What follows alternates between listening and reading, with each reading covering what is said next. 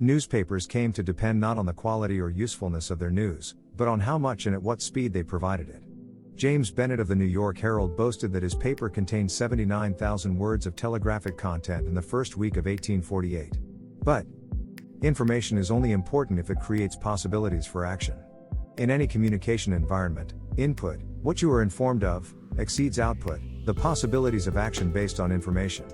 But telegraphy and other mediums in the future made this relationship between information and action more remote and abstract. For the first time in history, people were faced with the problem of information glut. Their social and political potency had simultaneously been diminished. As Neil Postman says, you may get a sense of what this means by asking yourself another series of questions. What steps do you plan to take to reduce the conflict in the Middle East? Or the rates of inflation, crime and unemployment? What are your plans for preserving the environment or reducing the risk of nuclear war? What do you plan to do about NATO, OPEC, the CIA, affirmative action, and the monstrous treatment of the Baha'is in Iran? I shall take the liberty of answering for you. You plan to do nothing about them. Think about Postman's point by reflecting on what you can do.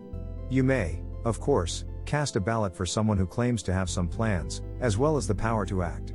But this you can do only once every 2 or 4 years by giving 1 hour of your time, hardly a satisfying means of expressing the broad range of opinions you hold. Voting, we might even say, is the next to last refuge of the politically impotent.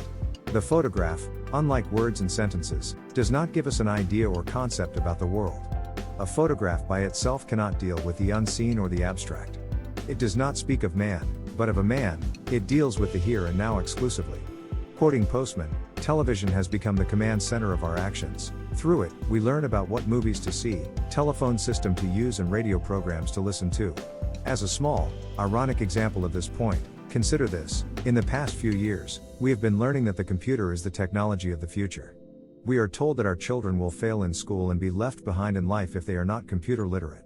We are told that we cannot run our businesses, or compile our shopping lists, or keep our checkbooks tidy unless we own a computer. Perhaps some of this is true. But the most important fact about computers and what they mean to our lives is that we learn about all of this from television. Television has achieved the status of meta-medium and instrument that directs not only our knowledge of the world, but our knowledge of ways of knowing as well. End quote. We learn, that is, not only through television, but also about television. This is a fact with profound implications for our sense of ourselves as individuals and as a society. Computers, in other words, have become the latest in a long line of technologies that have changed the way we see the world by changing the way we see ourselves.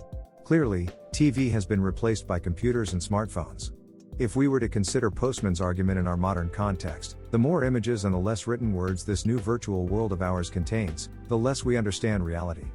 But that depends on which reality we're talking about. If we're talking about the reality that is non-virtual, then we are more disconnected from the world than ever before. If we are talking about the reality that is virtual, then we are totally connected to it. In today's reality, we learn not merely through smartphone, but also about smartphones. Computers tell us how to do things, and in turn, teach us how to use computers. So, we're not just using computers, we are becoming computers. We are becoming smart, or at least we're becoming computerized. I quote Postman again. I bring forward these quixotic uses of television to ridicule the hope harbored by some that television can be used to support the literate tradition. Such a hope represents exactly what Marshall McLuhan used to call rearview mirror thinking, the assumption that a new medium is merely an extension or amplification of an older one, that an automobile, for example, is only a fast horse, or an electric light a powerful candle. End quote. For Postman, this is a mistake because it misunderstands how new mediums redefine the meaning of public discourse. It isn't that television, or smartphones, extend or amplify culture, it attacks it. Television, and smartphones, undermine culture by erasing the line between what is real and what is scripted. They turn public discourse into a series of staged performances. Television and smartphones are the tools of the 21st century, not its saviors. They are the instruments of a culture that values image over idea, sound over substance, and sensation over meaning. They are the media of distraction, not education. They are the weapons of a culture that is unable to think critically or creatively.